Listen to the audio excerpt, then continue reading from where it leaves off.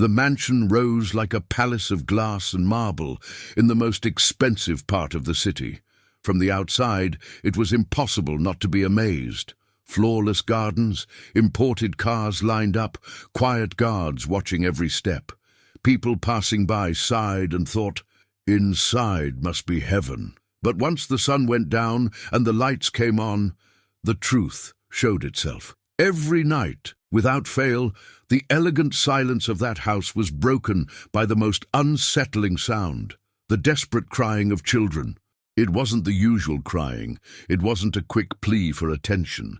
It was the kind of cry that came from deep inside, as if the soul itself were begging for help. Heavy tears rolled down little faces that, even surrounded by the priciest toys, lacked the one thing they needed most: affection. The maid, Mrs. Rosa, heard everything. As she walked through the long hallways of the mansion, with marble floors reflecting her tiredness, she wondered, how can it be? A house so full of wealth, yet so empty of love. The kids, 2 brothers aged 8 and 10, had rooms larger than many apartments. The walls were covered with imported wallpaper. There were giant TVs and shelves filled with toys that were rarely touched. Yet each night was the same. They cried until sleep finally won. Rosa would pass by their doors and listen. One of them whispered, "Mom," the other, between sobs, "Dad?" And the answer never came. Their parents, a wealthy couple who owned several businesses, were hardly ever home. And when they were, it was always rushed, off to a meeting, a party, or a trip. Their time was claimed by the business world, not by the kids waiting for a hug. From the outside, people thought those children had it all. But Rosa knew the truth. They really had nothing. She herself had raised her own kids with far less. In her small, modest home, there was never a shortage of warmth, bedtime stories, or a shoulder to dry tears. There was no luxury, but there was presence. And so, every time she saw those boys crying alone in the middle of golden silence, her heart ached. That particular night, the crying sounded louder. Rosa was in the kitchen finishing up when the sobs echoed through the hallways. She closed her eyes and took a deep breath. Part of her wanted to run and hold the boys. But another part reminded her of the strict house rules. Don't get too involved, just do your job. She had already been warned a few times about crossing the line. The lady of the house disliked the idea of the maid being close to the kids. She thought it could mess with their heads. But how could she not get close? How could she just ignore it? The sobs went on. Rosa couldn't take it. She wiped her hands on her apron and slowly climbed the stairs. The hallway was dim, only a small lamp casting long shadows on the walls. Her heart beat faster with each step. She stopped at the younger boy's door. The sound of crying was muffled but strong. She gently tapped. "Can I come in, sweetheart?" she asked softly, almost whispering. No reply, only more sobs. So she went in. The sight broke her completely. The boy was curled up in the huge bed, hugging a pillow as if it were all he had. His eyes were red, his face wet with tears. Around the bed, dozens of expensive toys lay scattered, yet none could fill the emptiness inside him. "Shh! It's okay, my darling," Rosa said, sitting on the edge of the bed. He lifted his gaze and, without thinking, stretched his small arms toward her. Instinctively, Rosa opened hers, and he clung to her tightly, afraid she might vanish. In that hug, the crying slowly faded. His little body trembled, but he gradually calmed down. Rosa stroked his hair in silence, giving the only thing she knew best: care. Meanwhile, in the other room, the older brother was also crying. Rosa noticed, and so with the younger still holding on to her, she made a silent promise. "I won't let you go through this alone." The scene clashed with everything around. A millionaire's mansion full of luxury, but the real treasure was in that simple gesture. A humble woman, with calloused hands from work, offering what no one else in that house seemed to have time for: love. And that's where the story begins. Because from that night on, Rosa made a decision deep inside. Even if she wasn't allowed, even if it put her job at risk, she wouldn't let those children cry alone. It didn't matter if she got fired the next day. What mattered was that for a few minutes those boys felt they weren't alone in the world. and the audience feels the indignation rising. How could it be? So much wealth, so much money, and no presents. The crying of those children wasn't just noise. It was a silent scream, exposing an uncomfortable truth. Sometimes the biggest emptiness lives inside the fullest homes. That night, Rosa didn't know yet, but her choice would change not only the boys' lives, but hers too. And in time, even the fate of the entire family. The next morning, the sun shone through the stained glass windows of the mansion, flooding the hallways with golden reflections. From the outside, the garden looked perfect, but inside, the mood was cold. The parents had left early for another business trip, a whole week out of the country, meetings lined up, fancy dinners, million-dollar deals. In their rush, they only left a quick note with the housekeeper. "Watch the kids. We'll be back Friday." And off they went without even stepping into the rooms to give a goodbye kiss. Mrs. Rosa stood by the window, watching the luxury cars disappear through the gates. She sighed deeply. With each trip, she saw the boys' loneliness grow. They ran to the gate, hoping for at least a wave from their parents, but all they got was the dust left behind by the tires. The older one, Arthur, walked back inside with his head down. The younger, Lucas, clutched the teddy bear he always carried. His teary eyes spoke louder than any words. "They didn't even look at us," he whispered softly. Rosa's heart broke. She wanted to say something to comfort him, but she knew any words would sound like an excuse. There was no explanation for that constant absence. The days that followed were all the same. Breakfast served by staff, long hours in front of the TV, toys scattered across the floor, but no real smiles. The boys had access to everything money could buy, yet inside they felt empty. On the third night without their parents, the crying came back stronger. Arthur tried to stay tough, but when he saw his brother break down in tears, he gave in too. Rosa listened from the kitchen, rinsing the last dish, and thought, "This can't go on like this." She decided to step into their room. This time, not just to soothe, but to listen. She sat on the edge of the bed and asked, "My loves, why do you cry so much?" Arthur looked away. Lucas hugged his pillow and muttered, "Because we don't have anyone." The words pierced Rosa's chest like an arrow. "We don't have anyone." She swallowed hard. "You have each other," she said gently. "And you have me while I'm here." Arthur, older and sharper, let out a bitter laugh. "But you're not our mom." It hurt, but Rosa didn't back off. She looked him straight in the eye and said, "That's true. I'm not, but I can take care of you. I can be here." The room fell silent. Slowly, Lucas slid into her lap. Arthur hesitated, but ended up leaning his head on the maid's shoulder. And right there, in that cold mansion, a quiet decision was born.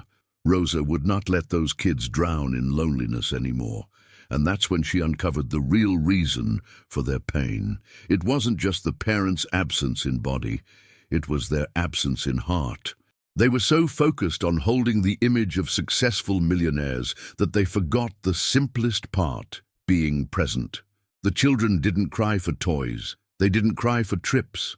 They cried because all they wanted was someone to say, "I'm here. You're not alone." Rosa understood. And from that moment, the story's conflict took on a new shape. The next morning, she noticed Lucas sitting at the table, eating slowly. His plate was full of pancakes with fruit, made by the mansion's cook. But he didn't touch the food. "What's wrong, sweetheart?" Rosa asked. He answered with childlike honesty, "Mom never makes breakfast with me." It was in that detail that Rosa realized those kids didn't want luxury. They wanted family routine. They wanted the simple things. That night, she chose to do something different. After the cooks had left, Rosa grabbed some milk, cocoa powder, and made warm chocolate milk, just like she used to for her own children when they were little. She carried it upstairs in 2 plain mugs. "What's this?" Arthur asked, curious. "It's a secret. A drink that makes your heart fall asleep happy," she replied, smiling. For the first time in days, they laughed. They drank the hot chocolate as if it were the most precious thing in the world. Lucas licked his lips and said, "Feels like a hug inside." Rosa smiled, though inside she felt both joy and sadness. joy for seeing them laugh, sadness because such a small gesture denied to them by their parents meant so much. That week, she started building little traditions with them, telling bedtime stories, teaching old songs she used to sing to her own kids, playing games, guessing shapes in the clouds through the window, things that cost nothing in money but were worth more than gold in love. And the boys slowly stopped crying at night. When sobs threatened to return, they remembered Rosa would be there, with her calm way, her gentle voice, and her open arms. But fate always finds a way to test decisions. At the end of the week, the parents came back from their trip. They arrived with designer luggage, expensive gifts, and their usual rush. They handed the packages to the children without even asking how their days had been. Lucas opened a box with a foreign toy car but set it aside. He ran to Rosa and whispered, "I don't want this. I want the hot chocolate." Arthur looked at his parents with a mix of frustration and disappointment. "You don't even know what we like." The parents laughed, not seeing the pain behind the words. They thought it was just childish sulking. But Rosa knew better. It was a muffled cry for attention. And at that moment, she realized her mission was going to be even harder. It wasn't enough to quietly offer comfort. She would have to face the coldness of the parents themselves to save those kids from loneliness. That was the true turning point. The seed was planted. Rosa's fight wouldn't just be against the emptiness of the mansion, but against the pride of millionaires who thought money could replace love. And the audience feels the weight of the choice, a simple maid against the glittering but hollow world of wealth without affection. That weekend, the mansion was louder than ever. The parents had decided to throw a party to celebrate another $1 million deal. Bright hall, guests in expensive clothes, loud music echoing through the halls. While waiters walked around with trays of champagne, the children were locked in their rooms upstairs. Arthur tried to read a magazine in silence, but the music seeped through the walls. Lucas, curled up on his bed, hugged his teddy bear, his eyes full of tears. Mrs. Rosa moved through the halls, picking up glasses, arranging plates. But in the middle of the party noise, she could hear the sobs coming from upstairs once again. The contrast was brutal. Downstairs, laughter and toasts. Upstairs, tears and isolation. That was when something shifted inside her. Until then, Rosa had only comforted the boys when their pain came. But now, seeing them pushed aside while their parents flaunted, she made a quiet decision. She wouldn't just be a shoulder to cry on. She would be a bridge, a steady presence that would change their lives. That night, after the guests had gone and the mansion fell back into silence, Rosa knocked on Arthur's door. "Can I come in?" He nodded, tired.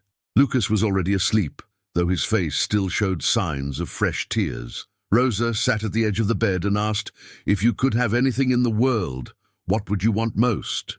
Arthur thought for a moment, then answered honestly, "I just wish my parents would have dinner with us, that's all." The words hit Rosa like a punch. Any child in that house could have asked for trips, video games, imported bikes. But what they wanted was simply presence. In that moment, Rosa saw clearly. There was a hole so deep that no luxury could ever fill. So, she chose to act. The next morning, she got up earlier than usual. She went to the kitchen and asked the other staff to let her make breakfast. She baked fresh bread, cut fruit, and prepared the same hot cocoa the boys loved so much. When they woke up, they found the table set like they had never seen before, simple but full of care. "Good morning," Rosa said with a smile. "Today we have a special breakfast." Lucas's eyes widened. Arthur looked at her with suspicion, but slowly came closer. They sat down, and for the first time they ate like a family. Between bites and small laughs, Rosa shared stories from her own childhood. "When I was little, we didn't have any of this," she said, pointing to the full table. "But we had something more valuable. Everyone together at the table." Arthur grew thoughtful. "Must be nice to have someone to talk to." Rosa nodded with a sad smile. "And you do.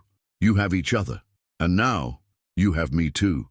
That simple morning became a turning point. The boys began to open up more, to trust her, to see in Rosa not just a maid, but someone who truly cared. In the days that followed, she built little routines.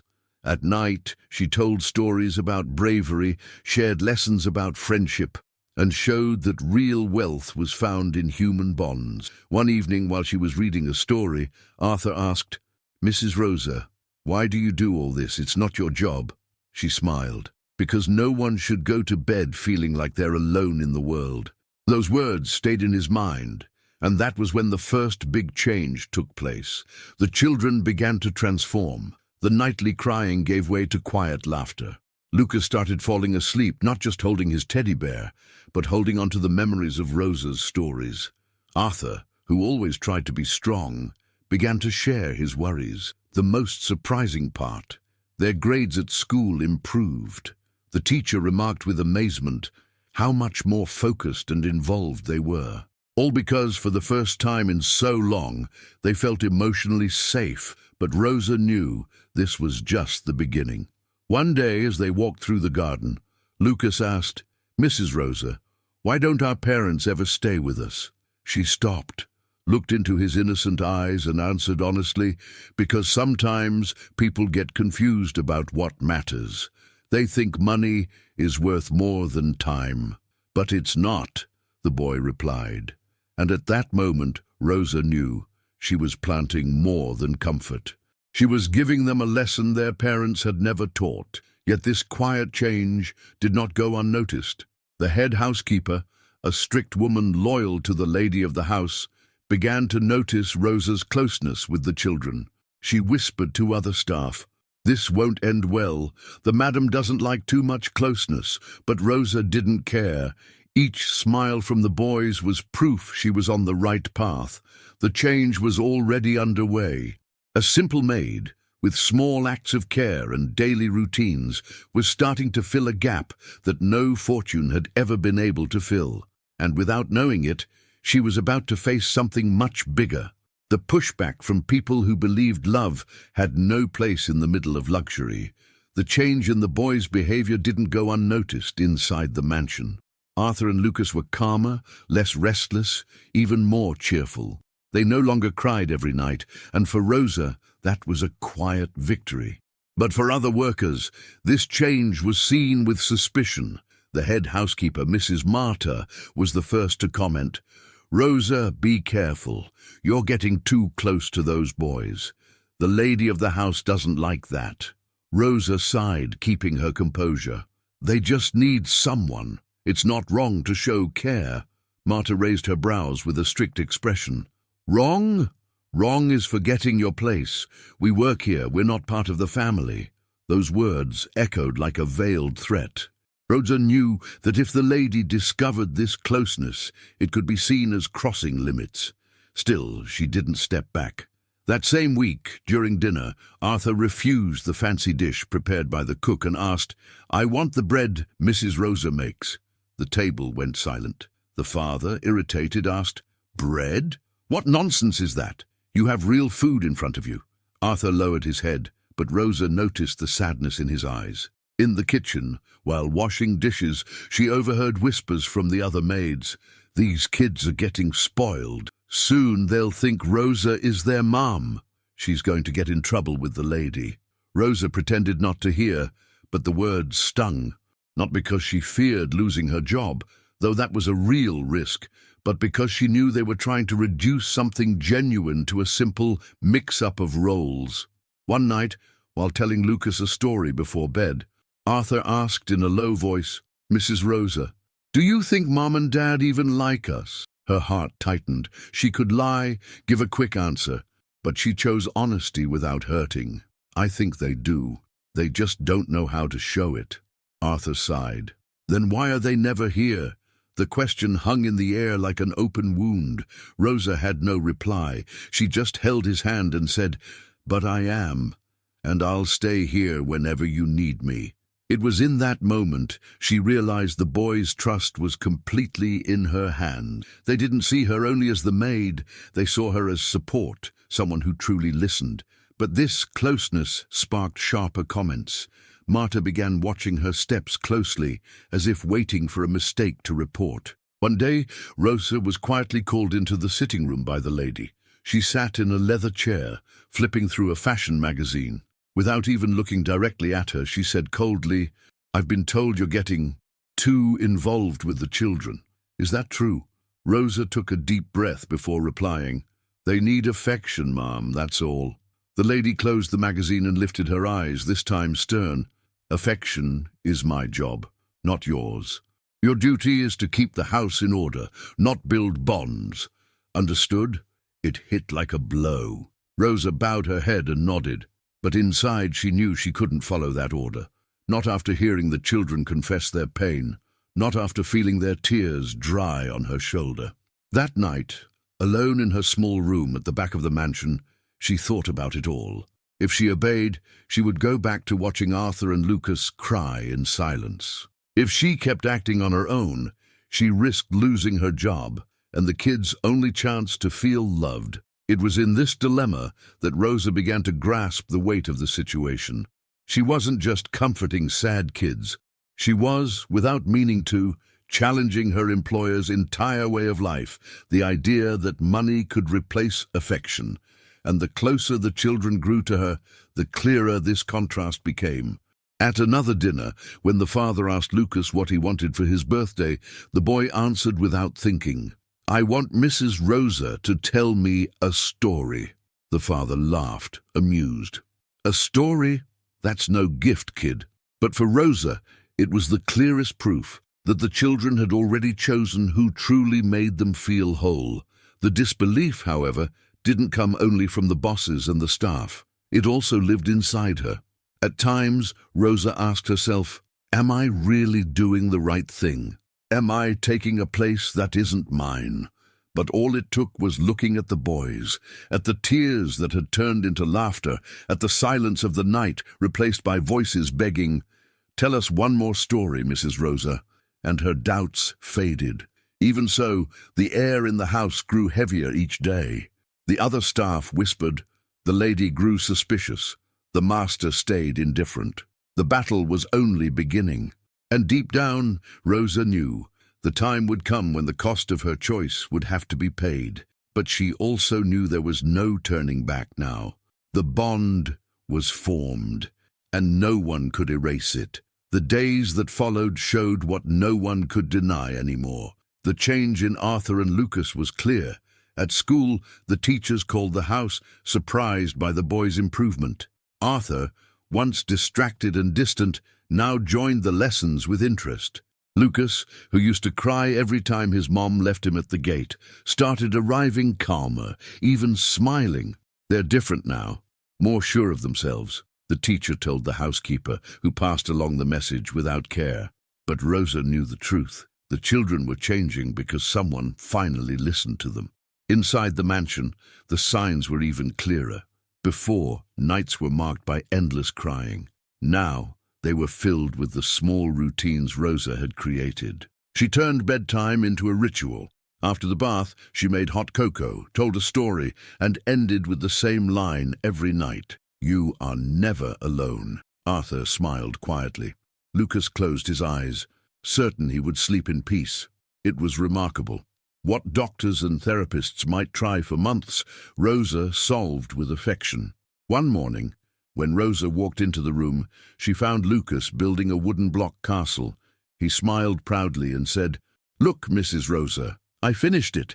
Arthur, sitting beside him, added, "We do better when you're around." Those words stayed etched in her heart. But the biggest proof of her importance came in an unexpected moment.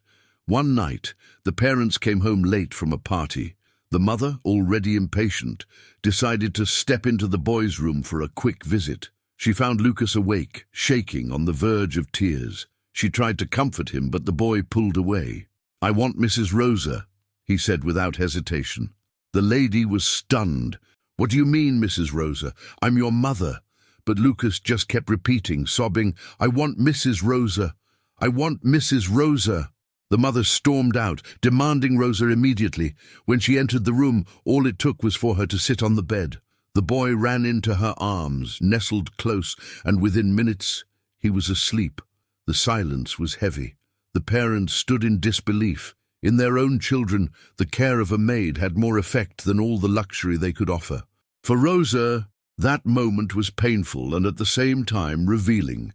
She didn't want to compete with the parents. She didn't want to replace them.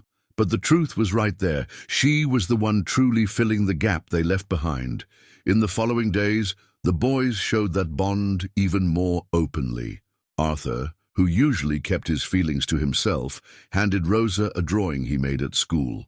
On the paper were 3 figures holding hands: him, Lucas, and Rosa. Above, he had written in shaky letters, "My family." Rosa held the drawing with tears in her eyes. "You are my family too," she whispered, hugging them both. It was undeniable.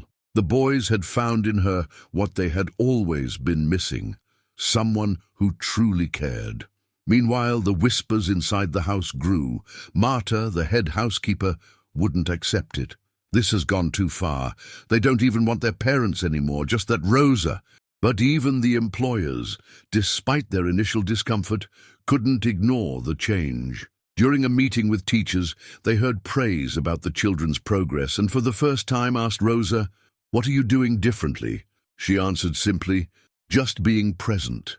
The phrase landed like a quiet shock, something that seemed so simple, yet none of them had managed to give. What started as small gestures was now showing real results: children more secure, peaceful nights, better school performance, spontaneous laughter. This was Rosa's proof of skill. She had no psychology degree, no modern teaching methods, no fortune to buy solutions. She had only care and presence, and that above all turned out to be more powerful than anything else. But this proof also sparked resentment.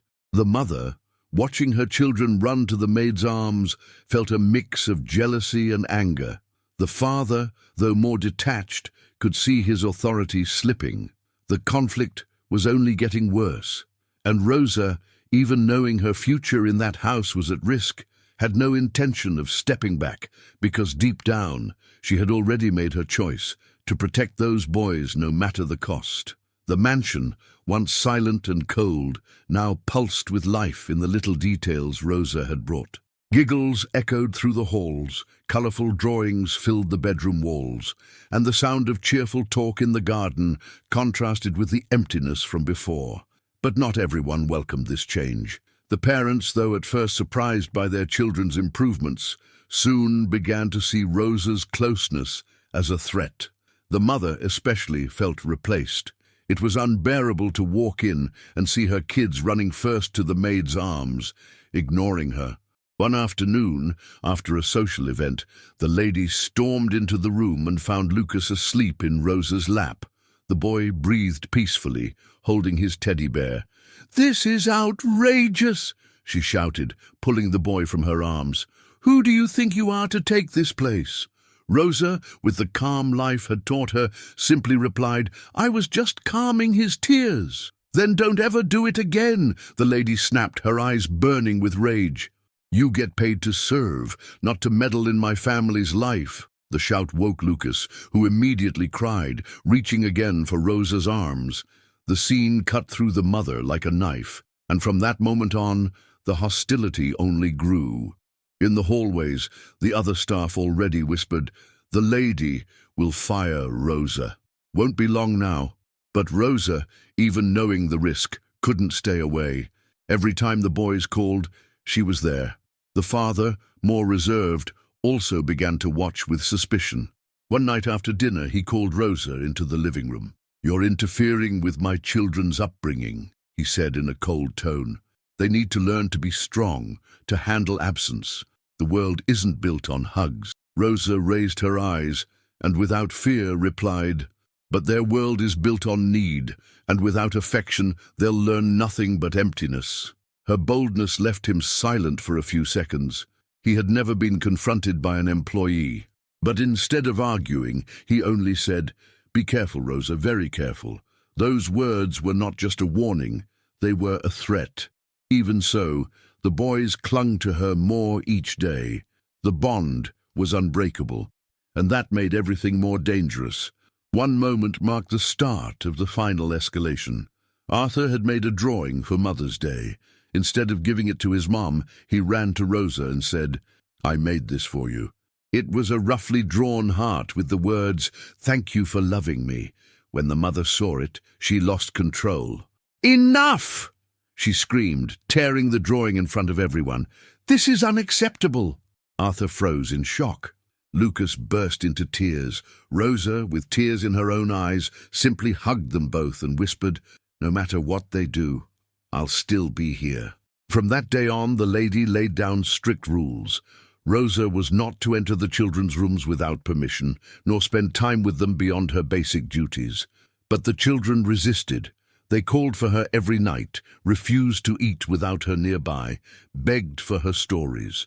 The more the parents tried to separate them, the more the boys held on to Rosa. The tension reached its peak during a family dinner. The parents had invited important guests to impress. In the middle of the meal, Lucas refused to eat and started crying. In front of everyone, he said loudly, "I want Mrs. Rosa!" The guests looked at each other, startled. The mother forced a stiff smile, trying to hide her anger, but inside, she burned. Rosa was rushed in. When she entered, the boy calmed instantly, clutching her hand. The embarrassment was absolute. After the guests left, the lady exploded. "You humiliated us in front of everyone. You're turning my children against me." Rosa tried to explain. "I only answered when they called. I don't want to take anyone's place." But it was too late. The lady had already decided Rosa had to go. The next days were heavy with tension. Rosa still cared for the boys, but felt she could be dismissed at any moment, and the boys themselves began to sense it. Arthur, always more perceptive, asked, "They're going to send you away, aren't they?" Rosa swallowed hard, unable to answer. She only smiled and stroked his face. "I'll never leave you alone." But reality was cruel. The threat of dismissal hung over her like a shadow. The escalation was underway. The bond with the children had grown so strong it could no longer be ignored. But for that very reason, the risk of a break was greater than ever. And Rosa knew the next step would be decisive. Either she would be forced out for good, or she would prove once and for all that no money could replace what she gave.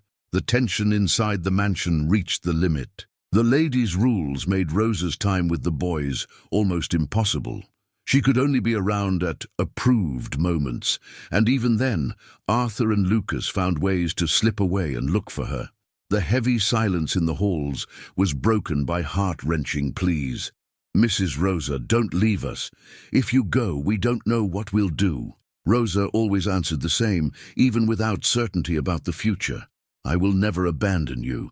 But that night, something unexpected happened.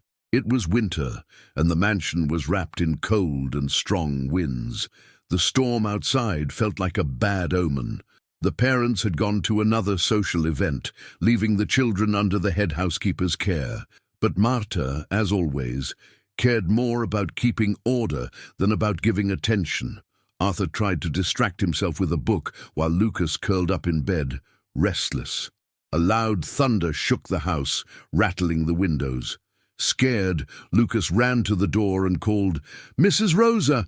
But Rosa, busy in the kitchen, didn't hear right away. Then a crash echoed upstairs. A lamp had fallen from the wind blowing through a half-closed window.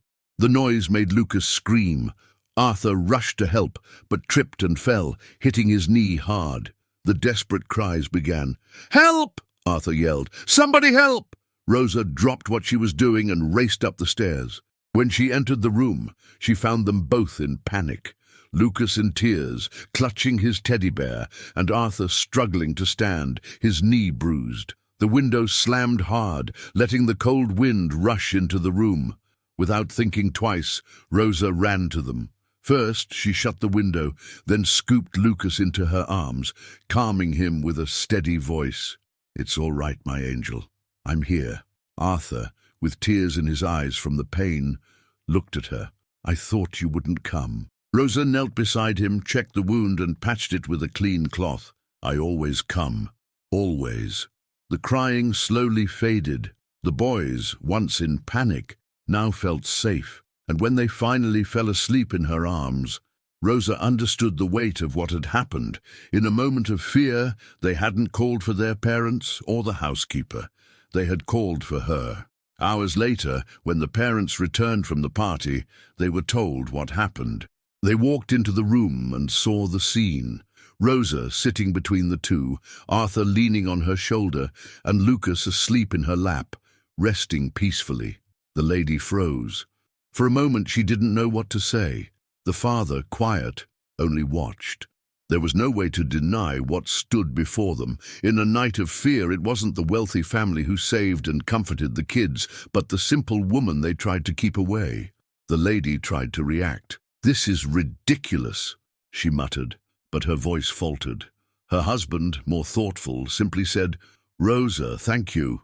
It was the first time those words had ever come from his mouth. But Rosa didn't answer. She only stroked the boy's hair, showing that her only loyalty was to them. That was the final turning point, the undeniable proof that without her, the children were lost. The next morning, Arthur told his teacher what had happened. He said proudly, "Mrs. Rosa took care of us. If it wasn't for her, I would have been so scared."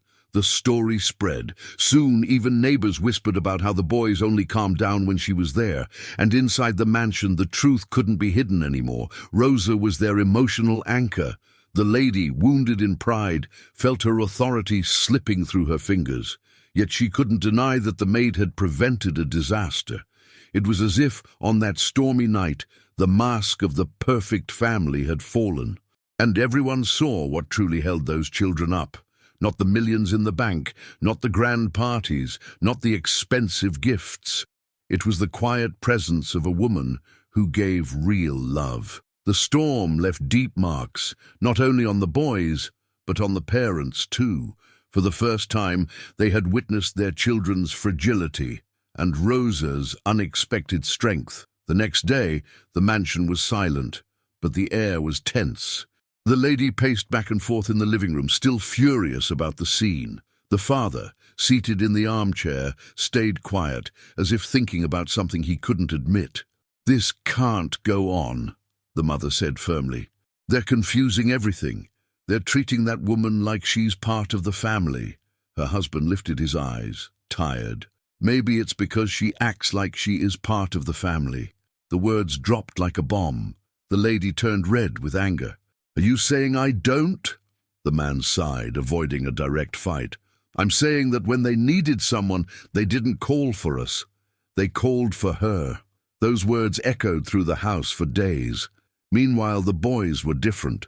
Lucas followed Rosa everywhere, holding her hand, like he was afraid to lose her. Arthur, more reserved, wrote small notes he slipped under her door.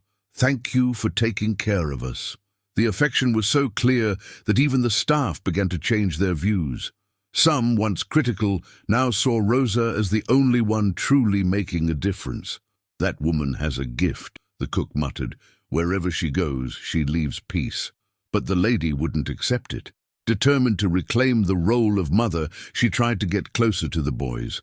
She invited them to lunch, asked about school, bought gifts, but the children, polite yet cold, answered in short words. The sparkle in their eyes that glowed for Rosa never appeared for her. And then the turning point came. One Saturday night, the lady arranged a private family dinner. She had fancy dishes prepared and sat at the table, hoping to create a special memory. Arthur and Lucas sat there, restless. With every dish that came out, they looked less interested. Suddenly, Lucas broke the silence with an innocent question. "Is Mrs. Rosa going to eat with us?" The mother almost dropped her fork. "Of course not. She's the maid, not a guest." Lucas lowered his head, murmuring, "Then it's not a family dinner," Arthur added, looking straight at his parents. "Family is when we feel loved." The silence was crushing. The father's eyes widened. The mother was speechless. Two children, with simple words, had said what no one else had dared. In that house full of riches, the only presence that gave meaning was Rosa's. The next day, the lady stormed into Rosa's room, furious. "You're putting ideas in my kids' heads. You're poisoning them against me." Rosa stood slowly, took a deep breath and replied calmly, I don't need to put anything. They only miss something money can't buy. And what would that be? Asked the lady with irony. Love, said Rosa, looking straight into her eyes. Just that. The lady didn't know what to answer. No matter how much she denied it, the truth was right in front of her. In the days that followed, the resistance began to show cracks. The father, usually silent, started to look at Rosa with more respect. The mother, still unwilling, no longer had the strength to push her away. The peak of change came when Arthur, in a school assignment, had to write about his biggest inspiration. While classmates wrote about athletes, artists, or even their parents, he wrote, "My biggest inspiration is Mrs. Rosa, because she taught me that being rich isn't about money, it's about having someone who truly cares." The text ended up in the parents' hands. When they read it, they were stunned. There was no way to keep denying it. Their children saw Rosa as the heart of the family. That was the unexpected turning point. The parents, so used to thinking fortune meant power, realized they were losing what mattered most: their children's love, to a humble woman who had nothing but the ability to love without asking for anything back. And in that moment, the mother felt something new: fear. Fear of losing her children for good. But at the same time, inside that fear, the seed of reflection began to grow. Sunday began differently. No cars coming and going, no urgent calls, no rushed voices, only morning light through the curtains and the smell of bread in the oven.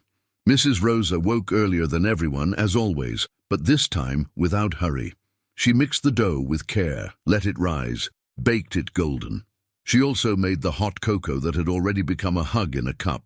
When Lucas walked into the kitchen in pajamas, his hair messy, he stopped at the door and watched. "Smells like home," he said, rubbing his face on his sleeve. "Smells like a good memory," added Arthur, minutes later, pulling up a chair.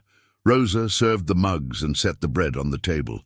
It wasn't a feast. It was simple, warm, alive. "Today we eat slowly," she said, "to feel we're together." They ate in a silence that felt good, the kind that doesn't weigh. Lucas licked foam from his lips. Arthur cut bread and spread butter slowly, as if stretching out the piece. From the hallway, the lady watched quietly. She didn't come in. She stood against the wall, watching what she didn't know how to build. The father passed behind her, and he too stopped. Their eyes met, as if to say, "What now?" After breakfast, Rosa suggested a project. "Let's go outside and plant something." "Plant what?" asked Lucas, curious. "A young ipe tree. It grows slowly, but when it blooms, no one forgets." They went to the garden with a small sapling the gardener had brought days earlier. Rosa dug into the dirt with a spade, but let their small hands finish the job. Lucas held the root ball with extra care. Arthur fixed the roots. "What makes a tree grow strong?" Arthur asked. "Roots and time," Rosa replied. "The rest is just noise." They smiled. The picture stuck. 3 figures around a hole in the ground, hands dirty with earth, eyes free of hurry. From the balcony, the mother wiped away something she hadn't expected, a tear rolling down uninvited. The father cleared his throat, as if trying to swallow everything he felt. In the afternoon, Rosa helped the boys organize their rooms. It wasn't just tidying up, it was teaching them a sense of belonging. Every toy got a place. Every book was lined up on the shelf by color. At the end, Lucas sighed. "Feels like the room is breathing." "When we put order inside, the outside follows along," Rosa said softly. Arthur grabbed a notebook. "Can I show you something? I've been writing every day." He opened to the first pages. There were mistakes, scribbles, crooked letters, but inside was an entire world, dates, thoughts, small dreams.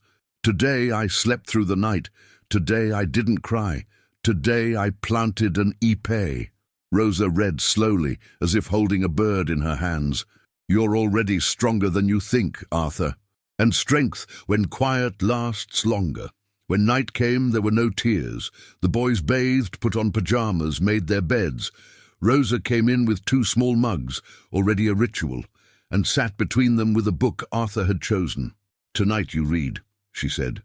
Arthur's eyes widened. "But what if I mess up?" "The story doesn't fall apart when we stumble," she answered. The story goes on. He read slowly, stumbled on 2 words, breathed, and kept going. Lucas leaned his head on Rosa's shoulder, hanging on every syllable of his brother. At the end, there was a silence full and calm. "It worked," Arthur whispered. "It worked because you stayed," Rosa replied. Outside, the mansion felt different. Not because of the lights or the marble, but because for a few minutes the house had a heart. The mother, standing at the door, asked softly, almost inaudible, Can I sit with you for a moment?" Lucas looked at her, not with anger, but with caution. Arthur gestured with his hand, inviting her.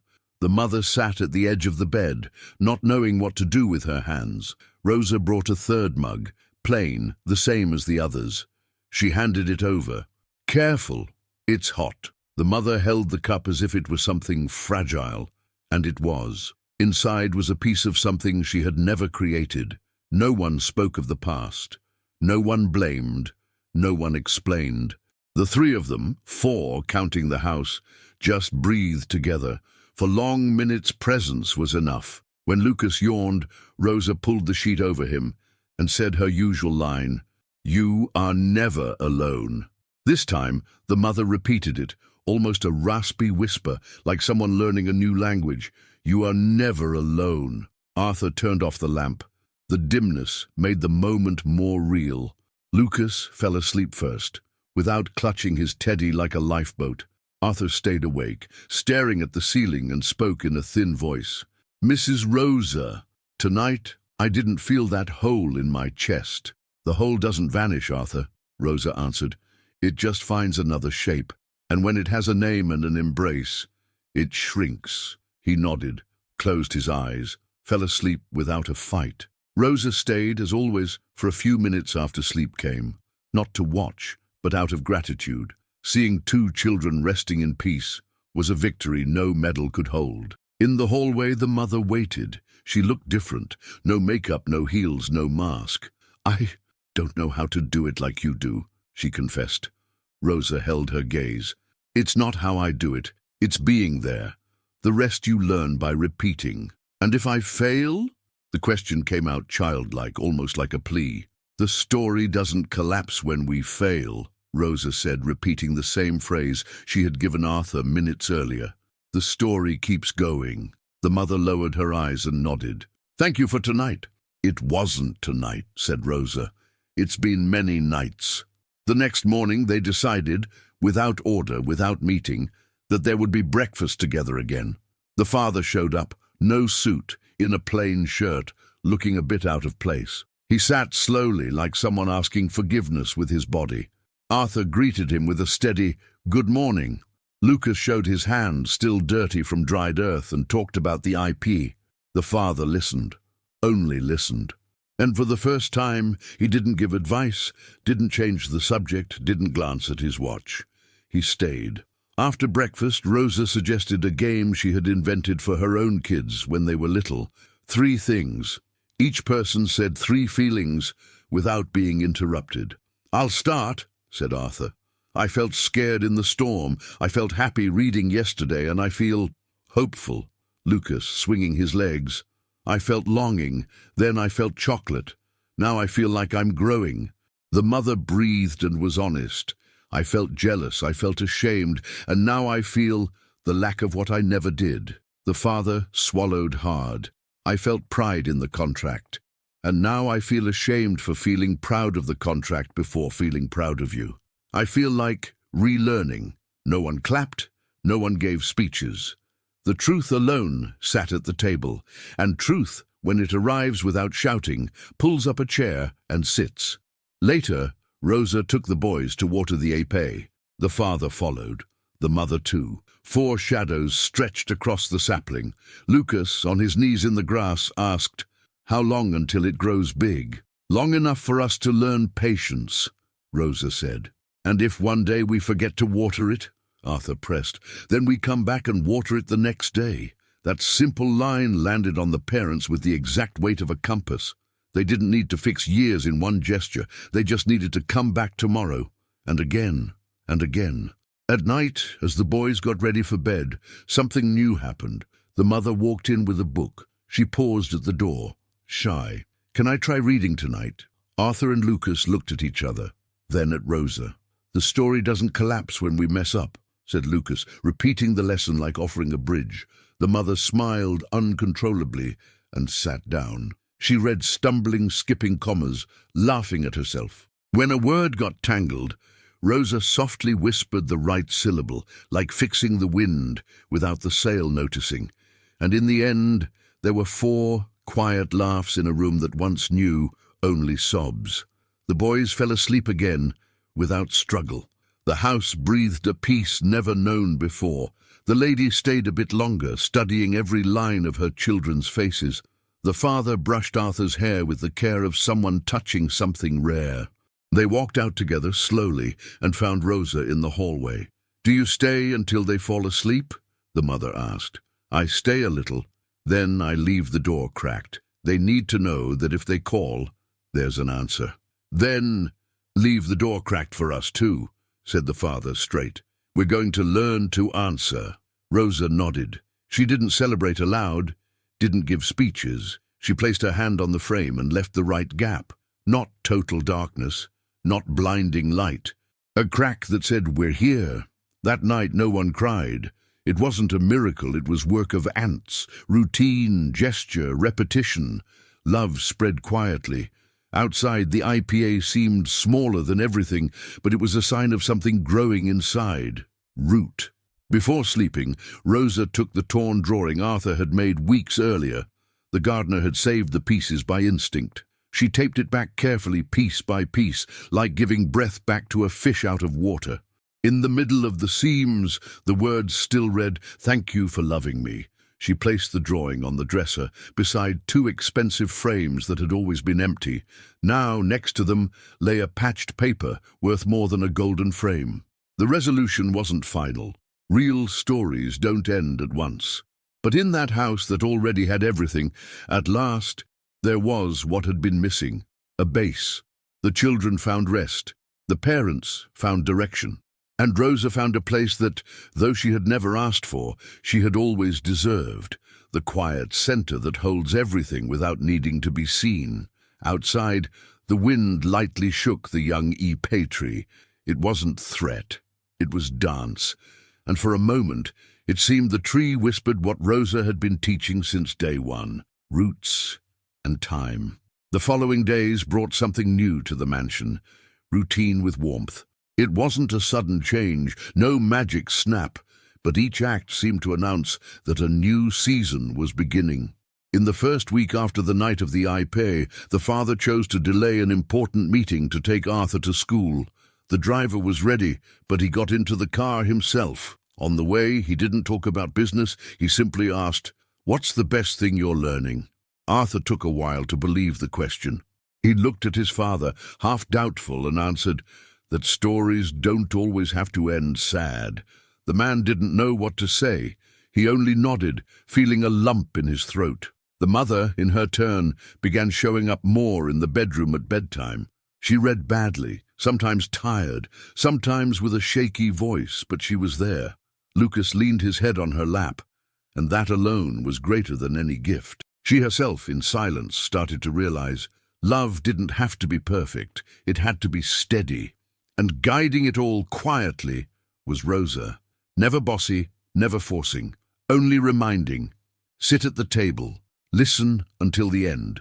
No need to rush. Little by little, the parents understood. It wasn't about winning the children back, it was about being there.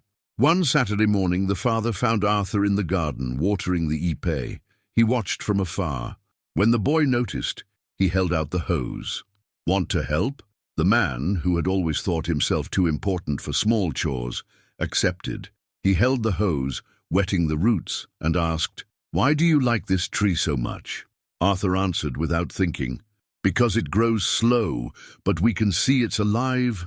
The line carved itself into the father's heart. Slowly, the employers began to see Rosa differently, not as a threat anymore, but as a pillar.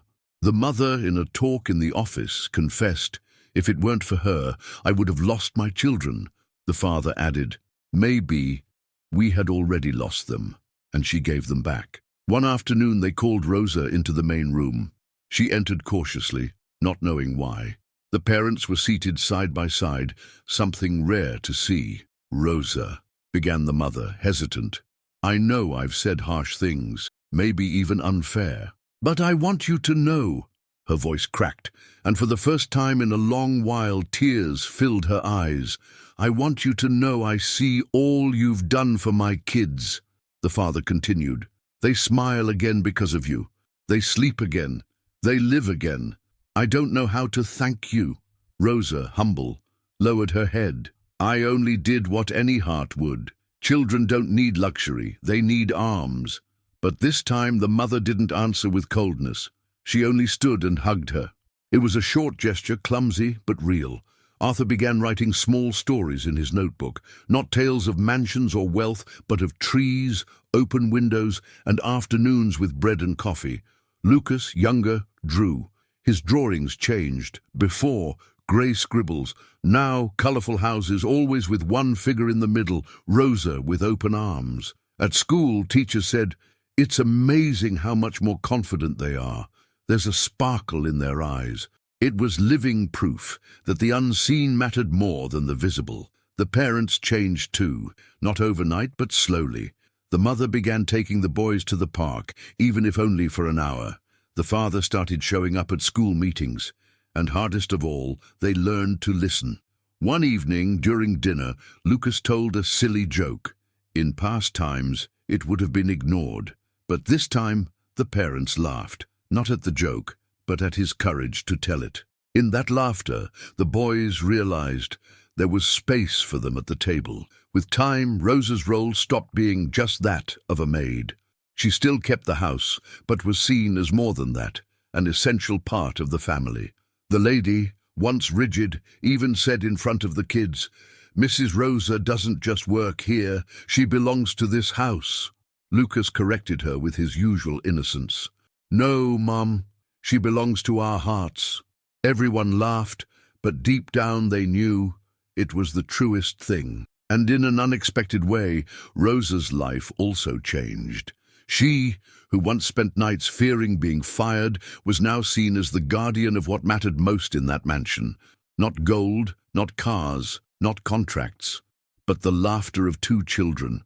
Society, used to seeing that family only as millionaires of parties and business, started to notice something different. At gatherings, the parents spoke more about their kids than about profits. Guests, once impressed by the banquets, now were surprised to see simplicity. A table with homemade bread, a mug of cocoa served at the children's dinner. "You've changed," said friends, and for the first time the parents weren't ashamed to admit, "We're learning." It was poetic justice unfolding. What once looked like weakness, the children's tears, the maid's meddling, turned out to be the greatest strength of that house. One evening, Arthur summed it all up in one line. They were sitting in the garden watching the épée start to grow. He said, "Before, our house felt too big. Now it feels just right." No one replied. There was no need, because the change was already complete. The children, once lonely, now had roots. The parents, once absent, now had lesson. And Rosa, once unseen, was now known as the true soul of the mansion. The épée, still small, was watered every day. For Arthur and Lucas, that habit had become a symbol. With every drop of water falling on the soil, they remembered, what grows slow lasts longer. To the neighbors, that mansion had always been the picture of excess. But over time, the talk changed. No longer about fancy parties, no longer about imported cars. They began to say something rare. "You know, it feels like that house has real life now."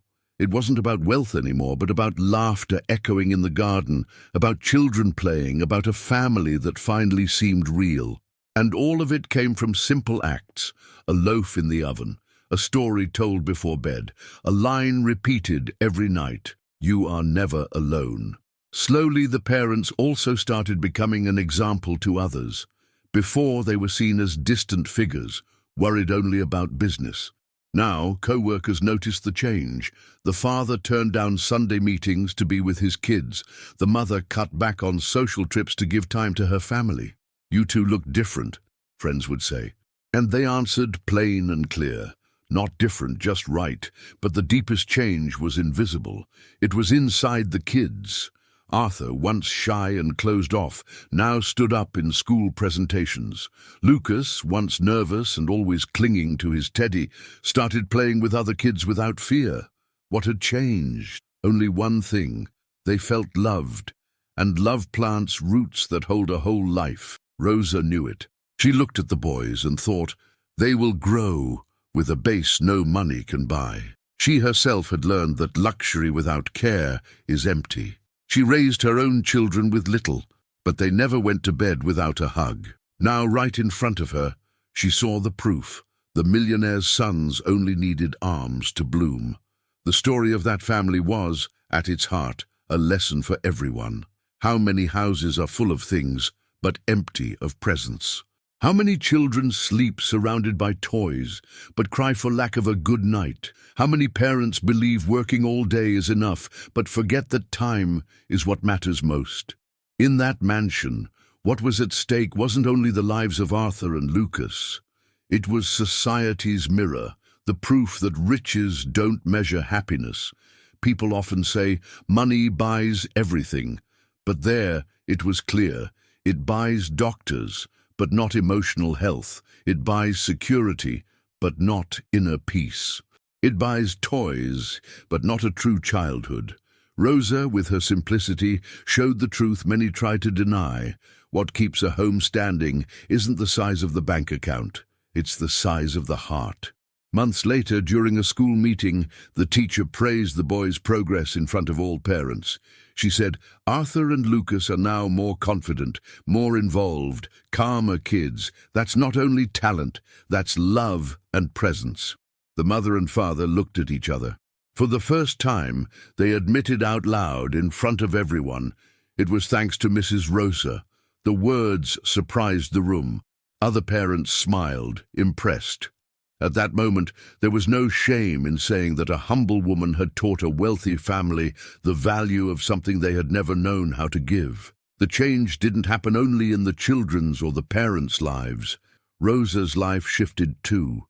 She, who had always thought of herself as unseen, was now seen as essential. Not just as a maid, but as a source of wisdom. With every gesture noticed, every word respected, Rosa realized, what I do isn't small. The simple is what changes the world. And deep down, that was the biggest change of all. The story of the millionaire's children didn't stay locked inside the mansion. Whoever heard it learned. The staff who once mocked Rosa now treated her with respect. The cook told other families, hugs never go out of style. The gardener, watering the epee, would say, growing slow is what makes you strong. And even the neighbors began to reflect. They'd tell each other, maybe what we need isn't more things, but more time. As the months passed, even the parents began to see Rosa as more than an employee. One day, the mother admitted softly, you taught me how to be a real mother. And the father, more restrained, put it in one line, you are the heart that held our family when it was falling apart. Rosa listened, but never let pride take over. She only answered, it wasn't me, it was love. I just let it through. In the end, that family story is universal. Everyone knows a big cold house, a child who has everything but misses the one thing. Everyone knows someone who trades presents for presents, time for work, care for status. And when you hear this story, the inevitable question rises, what am I really giving to the ones I love? Because the lesson is clear. The night cry isn't about missing toys. It's about missing an embrace. Insecurity doesn't come from lack of luxury, but from lack of an attentive eye. The emptiness isn't filled with trips or cars, but with stories, arms, and presence. That's the truth the millionaire's children taught the world, with tears first, and later with smiles. The ipee was no longer just a shy sapling in the yard. It had grown some branches, and its first green leaves swayed in the wind like a sign of strength. Arthur and Lucas looked at the tree every day, proud, as if it were a mirror of their own lives. They were growing slow but steady. That late afternoon, the whole family gathered around it. There was no formal invite, no plan. It happened naturally. Each one left what they were doing and came closer. The father, without a phone in his hand. The mother, without heavy makeup. The boys, smiling like they knew they belonged. And Rosa, silent as always, simply present. Arthur broke the silence. "When this tree grows huge, will we still be together?" The mother was moved. She knelt beside him and answered, "If it's up to me, yes, I promise." Lucas added with the innocence of someone who still believes in every promise, "But who will take care of the tree when we forget?" Rosa looked at them and said calmly, "The secret isn't never forgetting. The secret is coming back the next day to water again." In that line, everything was summed up, because life, like that tree, doesn't need grand gestures every day. It needs repetition, presence, steady care. That night, the boys went to bed calm, without tears. The father came in first and sat on the edge of the bed. The mother, right after, fixed their pillows. Rosa, as always, stood at the back in silence. Arthur closed his eyes and whispered, "Thank you for not leaving me alone." Lucas, already sleepy, murmured, "You are my family, all of you." The father and mother exchanged a look full of tears. It was there they understood. The real luxury wasn't in marble, nor in cars, nor in trips. It was in that simple room, with two kids falling asleep in peace. As she left, Rosa left the door cracked open. It wasn't just habit, it was symbol, a symbol that if they called, someone would answer. Time passed, but the lesson never faded. The children grew, remembering not the pricey gifts, but the arms that soothed them, remembering not the fancy parties, but the warm bread in the morning, remembering not the absence, but the presence that became root. The parents changed, learned that it's no use to gain the whole world if they lose their own children. They discovered that money can buy comfort, but never buys love. And deep down, they saw that the greatest inheritance they could leave wasn't in the bank, but in the hugs of each night. And Rosa, with her simplicity, proved a universal truth. Real wealth isn't what you own, but what you give from the heart. This story isn't just about one rich family. It's about every family, about every house that looks complete from the outside, but hides emptiness within. About every child who cries at night not for lack of toys, but for lack of an embrace. About every parent who believes that working hard is enough when what really matters is the time that never comes back. The message is sharp and simple. Money buys a soft bed, but not peaceful sleep. Money buys toys, but not a happy childhood. Money buys a house, but not a home. Months later, the IPA bloomed for the first time. Small yellow flowers fell across the garden, coloring the ground. Arthur ran to Rosa, picked one, and handed it to her. "This is for you, because everything started with you." She smiled, moved, but gave the flower back. "No, my dear, this is yours. I only showed you how to water." The tree stood there, a quiet witness that love is the only investment that multiplies with time. And so, the final lesson was clear. Money may buy what is seen, but only love builds what is felt. Whoever learns that discovers the greatest wealth there is, never letting someone you love fall asleep alone in the dark.